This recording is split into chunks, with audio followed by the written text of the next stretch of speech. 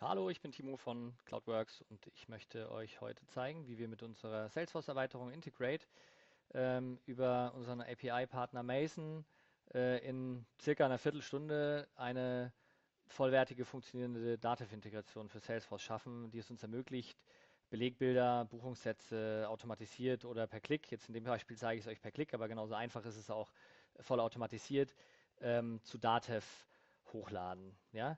Ähm, Wie wird es grundsätzlich ablaufen? Also ich zeige euch erstmal das Ergebnis, also mache euch eine kleine Demo, wie das am Ende dann ausschauen kann. Ich werde darauf eingehen, was ich vorab an Arbeiten in dieser Salesforce-Org erledigt habe. Da geht es dann um ja, gewisse Custom-Strukturen, kleine Custom-Strukturen, die ich für diesen Use Case, für diese Demo angelegt habe, wie beispielsweise hier so ein Custom Object Invoices. Ja, und am Ende wird es ein Tutorial geben, das Step by Step durch die Konfiguration ähm, inklusive auch Invocation, also inklusive auch einem Flow, der dann tatsächlich die Logik aufruft, ähm, zeigt. So, das war's auch schon und ja, viel Spaß damit.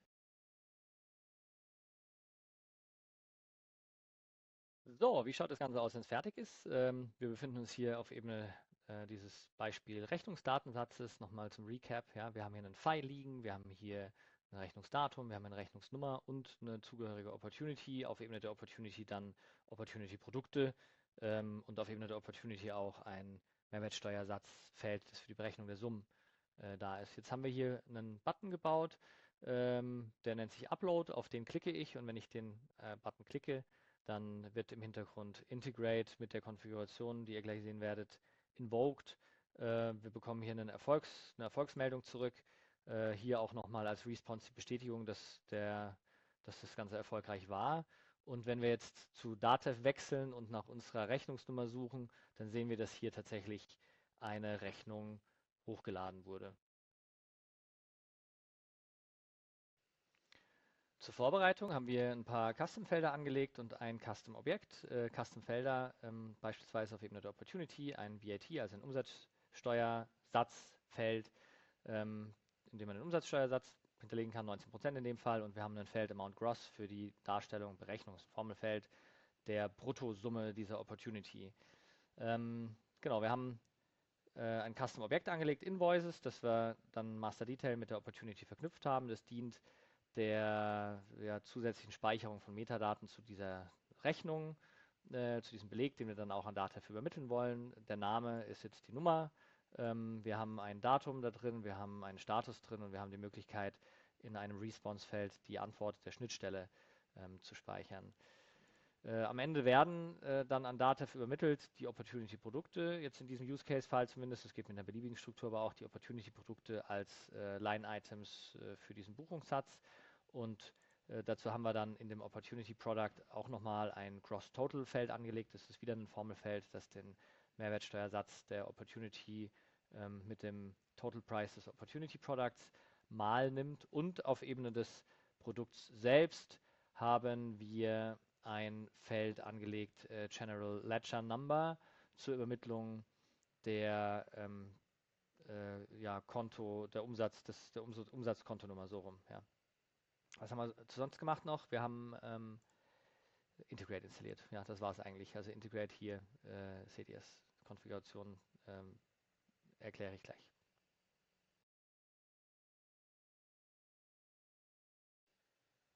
Zur Einrichtung der Integration wechseln wir die Integrate-App. Da bin ich jetzt hier schon drin.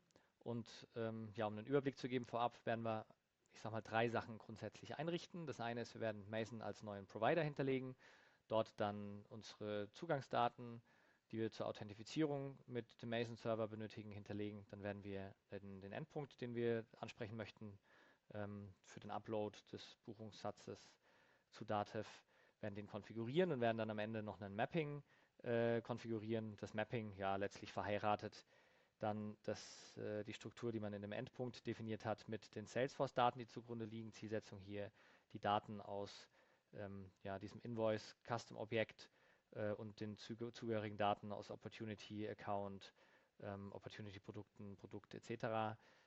Dann an diesen Endpunkt von Mason zu übergeben. So, und wir starten damit, dass wir Mason als Provider anlegen, klicken dazu hier auf New, geben einen Namen ein, der kann beliebig sein, ja, hier gebe ich jetzt Mason ein und ich kopiere mir aus einem Dokument, das ich jetzt separat geöffnet habe, die wichtigsten Sachen raus. Ja, die Base-URL von Mason findet man in der API-Dokumentation von Mason auch, die lautet api-mason.dev, speichern wir hier ab. Es öffnet sich gleich dieser Provider-Datensatz und was wir jetzt hier machen müssen, ist ja, den Autorisierungsmechanismus konfigurieren. Mason wird grundsätzlich konfiguriert über einen Token, der im Header mitgegeben wird, und dieser Header Key oder dieser Header nennt sich XAPI Key und dort kommt dann entsprechend ein Key rein, ein Token rein, den uns Mason gibt. So, ich klicke auf Speichern und wir haben das konfiguriert. Nächster Schritt ist, wir legen den Endpunkt an. Es geht jetzt hier um den Endpunkt Booking Proposals von Mason in der Dokumentation zu finden. Und ich klicke dazu erstmal hier auf New, gebe diesem Endpunkt einen Namen. Ich sage jetzt hier Create Booking Proposal, das macht inhaltlich für mich Sinn. Definiere hier noch, um was es sich eigentlich handelt. Das ist ein Callout, es ist ein Post-Callout und wir haben eine Endpunkt-URL, die ist wieder der Dokumentation zu entnehmen, /accounting/booking-proposals, und ich speichere das Ganze ab. Wir wechseln in den Endpunkt-Datensatz und der nächste Schritt, der zu konfigurieren ist die Konfiguration der Attribute. Also wir müssen jetzt quasi diesem Endpunkt oder Integrate die Struktur, die Architektur dieses Endpunkts mitteilen. Also welche Daten welcher Struktur werden denn von uns erwartet und was bekommen wir dann am Ende von Mason wieder in der Antwort zurück. Darum geht es. Wir klicken dazu auf Configure und können jetzt erstmal sagen, okay, in welche Richtung möchten wir hier konfigurieren. Für uns relevant sind eigentlich nur Daten, die wir an die Mason-Schnittstelle schicken, und das, was zurückkommt, ist für uns nicht in diesem Use Case, in diesem einfachen Use Case, ist nicht relevant, ja, weil wir einfach nur darauf schauen, ob wir am Ende einen Success bekommen, also einen Response Code von 200 oder einen anderen. Das heißt, ich wähle die Richtung erstmal aus, sage Outbound möchte ich konfigurieren und ich möchte erstmal einen URL-Parameter, der an die Endpunkt-URL angehängt wird, konfigurieren. Und dieser URL-Parameter, der nennt sich Company ID und das ist ein Value. Ich füge hier mit add diesen Value hinzu und Quantity Single ist korrekt und es ist ein String, ist auch korrekt. Klicke auf Speichern und den ersten Teil der Konfiguration haben wir schon erledigt. Ich klicke erneut auf Configure. Wir bleiben bezüglich der Direction of Outbound. Jetzt möchte ich einen Header definieren, der übergeben wird.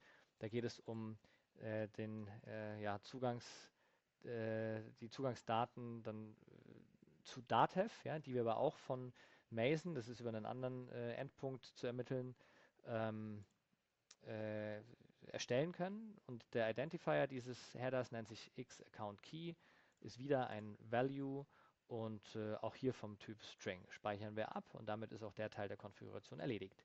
Was wir jetzt noch konfigurieren möchten, ist der Outbound Body, also der HTTP Request Body auch, den wir dann am Ende in unserem Post Request übermitteln. Location wählen wir aus Body und jetzt ist das in der Dokumentation von Mason entsprechend so konfiguriert oder definiert, dass es vom Content Type her Multipart Form Data ist. Das wählen wir aus und dann können wir uns es am einfachsten machen, indem wir hier auf Import klicken und uns einen beispielhaften Body hier reinkopieren. Ne? Finden wir auch welche in der Doku und ansonsten durch Tests mit Postman vielleicht vorab kann man sich auch welche generieren.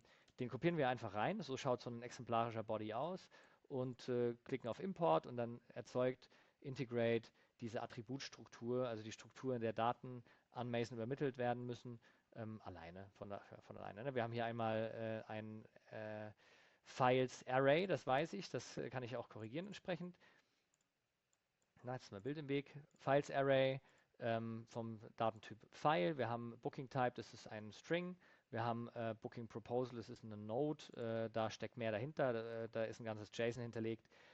Und das passt aber hier von der Konfiguration her schon so weit. Da müssen wir nicht mehr weiter eingreifen. Genau das Gleiche trifft auch auf die Line-Items zu. Hier machen wir einen String draus, dann ist es ein Stück weit flexibler bezüglich der Daten, die angenommen werden.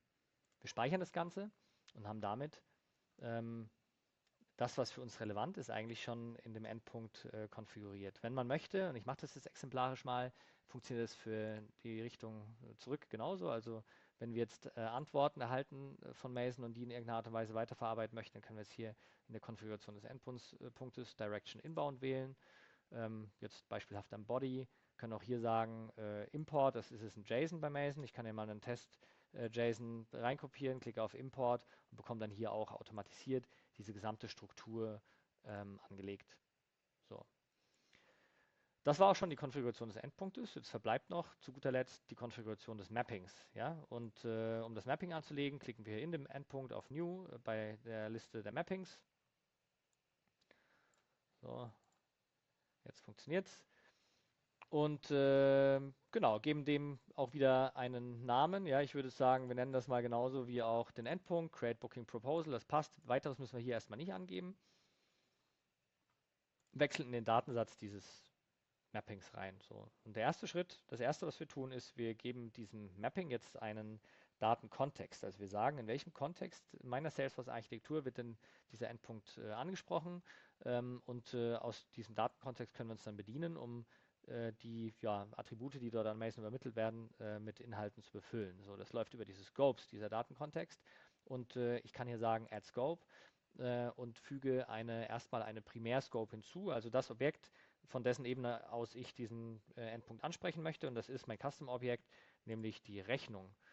Invoice haben wir jetzt zwei, einmal Standard, einmal Custom. Das ist mein Custom-Objekt, Invoice __c, daran erkenne ich das. Klicke auf Create und der Datenkontext ist erstmal grundsätzlich festgelegt. Jetzt wollen wir aber nicht nur Daten aus der Rechnung verwenden, aus dieser Invoice, sondern auch Daten von Ebene der Opportunity, Daten von Ebene des Accounts und auch weitere Unterstrukturen. Das legen wir einfach an, indem wir Child Scopes, sogenannte, hinzufügen. Habe ich jetzt erstmal die Opportunity hinzugefügt und da können wir uns das quasi entlanghangeln, wie in so einer Baumstruktur und weitere Child Scopes hinzufügen. Wir wollen von der Opportunity ausgehend auch den Account hinzufügen und was wir auch wollen, sind die Opportunity Produkte. Das sind die beiden Sachen, die wir möchten. Wir klicken hier auf Create, landen jetzt hier automatisch in der Child Scope des Accounts. Das ist dann auch die in diese Richtung letzte Struktur, die wir brauchen. Wechseln zurück in die Opportunity, sehen dann hier Child Scope Account, Child Scope Opportunity Product. Dort geht es dann aber entsprechend noch weiter, ja, weil wir jetzt hier noch Informationen aus dem Product benötigen, also auch uns das Product als Scope entsprechend hinzufügen. Was noch fehlt, ist die Datei, die wir auch hochladen möchten. Ja, wir wechseln also in die Scope der Invoice, weil dort soll diese Datei ja auch am Ende herkommen, fügen als Child Scope den Content Document Link hinzu. Das ist eine Liste. Und dieser Liste an Content Document Links fügen wir dann noch das zugehörige Content Document hinzu und haben damit die ganze komplexe Struktur, die wir hier verwenden wollen, um den Endpunkt mit Daten zu befüttern, definiert. Ja. Können zurück in das Mapping wechseln und haben den ersten großen Schritt schon erledigt. Jetzt geht es darum, die Daten aus diesen Scope-Objekten quasi den Endpunkt-Attributen zuzuweisen. Das erfolgt am Ende über den Datensatz der Data Configurations, ist aber sehr viel einfacher zu konfigurieren über diesen Button Configure. Hier geht es uns jetzt auch erstmal wieder um die Direction Outbound und wir fangen hier wieder an mit dem URL-Parameter.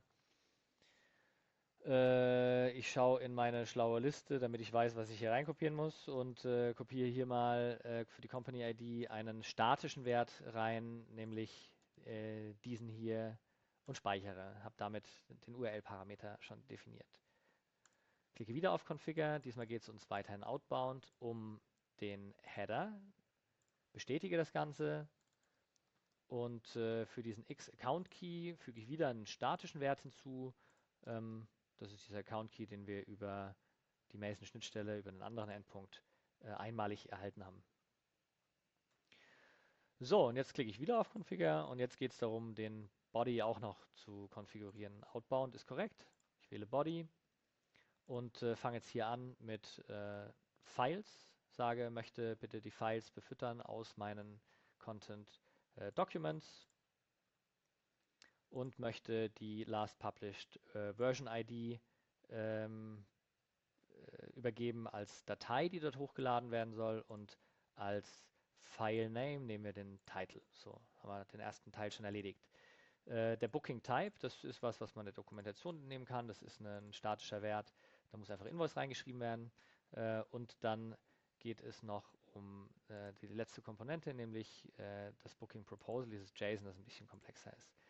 Das wird einmal übergeben, das heißt, wir müssen das hier keiner konkreten Scope erstmal zuordnen, erzeugen hier einfach nur die Node, die wir jetzt hier weitergehend konfigurieren können und befüllen hier nach und nach diese ganzen Felder. Booking Proposal ID ist das erste, das ich befüllen möchte. Nimmt den Wert aus der Invoice und zwar die Invoice Number hier, das ist der Name in unserem konkreten Fall. Booking Proposal Date, bitte auch aus der Invoice, ist das Date. Contact Account Number, also die Debitornummer, glaube ich, ist der richtige Begriff. Das ist jetzt so, dass wir die aus dem Account nehmen. Wir nehmen einfach die Accountnummer dafür. Das ist jetzt in unserem Beispielfall so, aber man könnte hier auch beliebig anders irgendwo Debitornummern speichern oder auch die Debitornummern schlicht gar nicht mit übergeben. Das kann man auch in Datev wunderbar nachholen, wenn man jetzt die Nummernführung nicht in Salesforce betreiben möchte. Wir holen es uns aus dem Account, ja, und zwar aus der Account Number. Wir haben hier eine Currency, auch da wieder der Doku zu entnehmen. Das ist jetzt hier in unserem Fall ein fester Wert, weil wir immer Rechnungen in Euro stellen wollen. Und dann verbleibt noch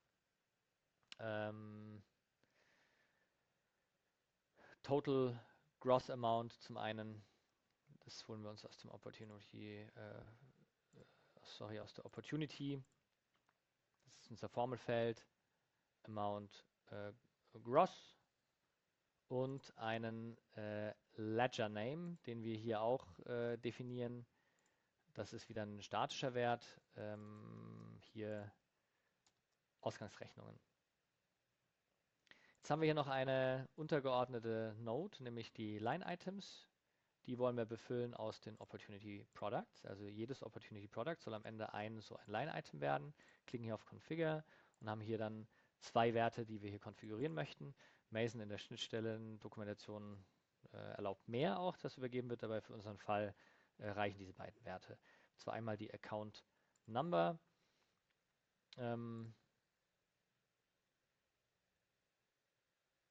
die wir uns aus dem Produkt holen. Das ist die General Ledger Number.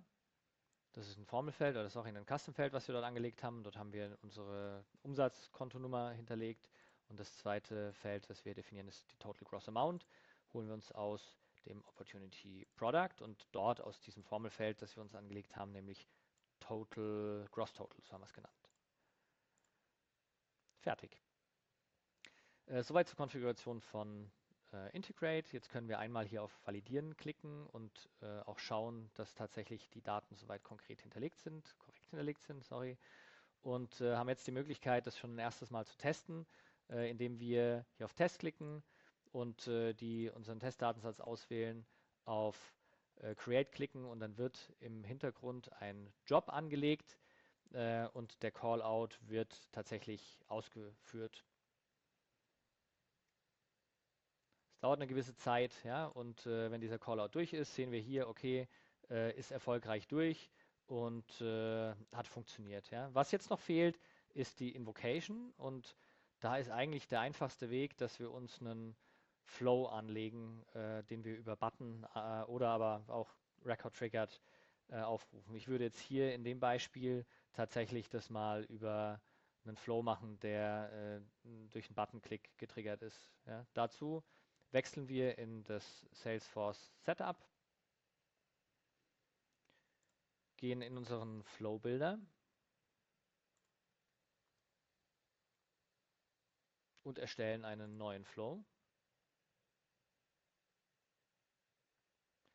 Start from Scratch, das passt für uns. Wir sagen, wir wollen einen Screenflow gerne haben. Wir holen uns die Rechnung, das heißt Get Records. Es geht um die Invoice und wir sagen, die ID muss entsprechen, jetzt muss ich das ja ein bisschen verschieben, einer wo haben wir es? Muss entsprechen einer Variable New Resource. Da haben wir es, ja. Eine Variable, die Record-ID heißt. Das ist bei Flows so, bei Record-Triggered Flows wird in der Record-ID-Variable die ID des tatsächlich triggernden Records gespeichert. Das ist vom Typ Text und wir müssen sagen Available for Input. Das ist wichtig an der Stelle, dass es funktioniert. Und das ist dann soweit fertig. Wir sagen only the first record, das reicht, ja. Automatically store all fields, das klingt eigentlich auch soweit ganz gut. Was wir dann machen müssen, ist, dass wir uns eine Variable erstellen. Also hier wieder sagen, wir wollen eine New Resource, die nennen wir, so eine Variable nennen wir IDs. Und in dieser Variable speichern wir, das ist ein Array, ja, aber diese ID, diese Rechnung auch, die wir gerade abgerufen haben. Allow multiple records, values, so, dann, und dann sagen wir add invoice from get.id. Wäre auch ehrlicherweise direkt möglich gewesen, ja, hätte ich jetzt gar nicht das hier machen müssen, aber es ist für unseren Anwendungsfall jetzt auch egal, weil funktionieren wird es auch so. Nächster Schritt ist die Action, nämlich die Invocation von Integrate. Wir suchen hier Integrate. Nennen können wir das wieder, wie wir wollen. Ich nenne das jetzt die Callout. Und dann brauchen wir die ID des Mappings. Ja? Wir sind hier in dem Job drin. Wir navigieren zurück zu dem Mapping.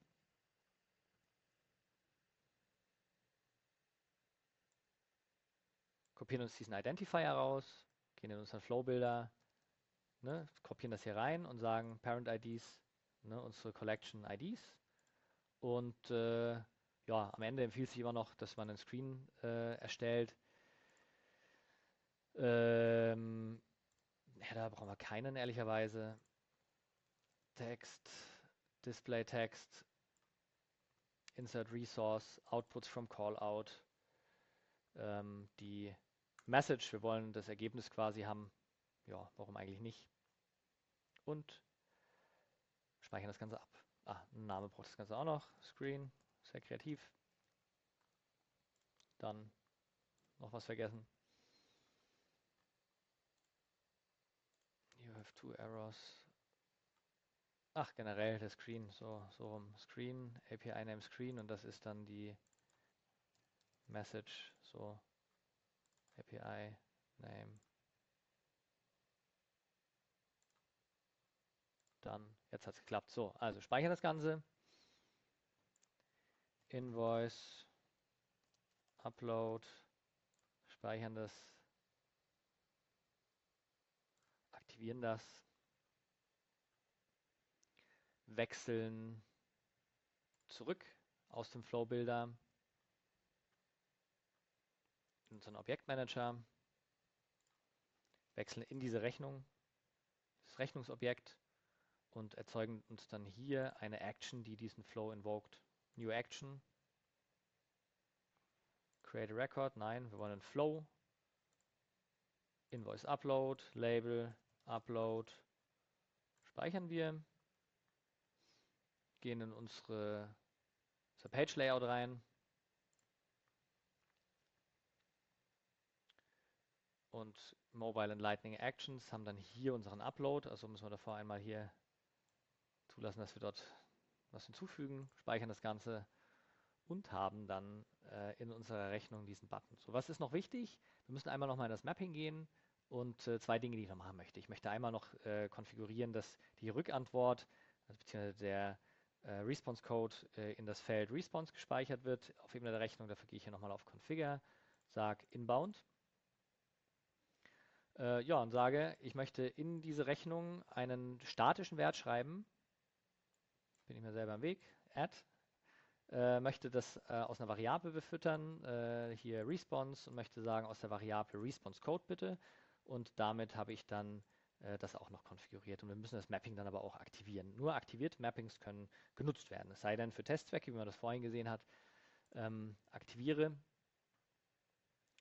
speichere und bin damit fertig mit meiner Konfiguration.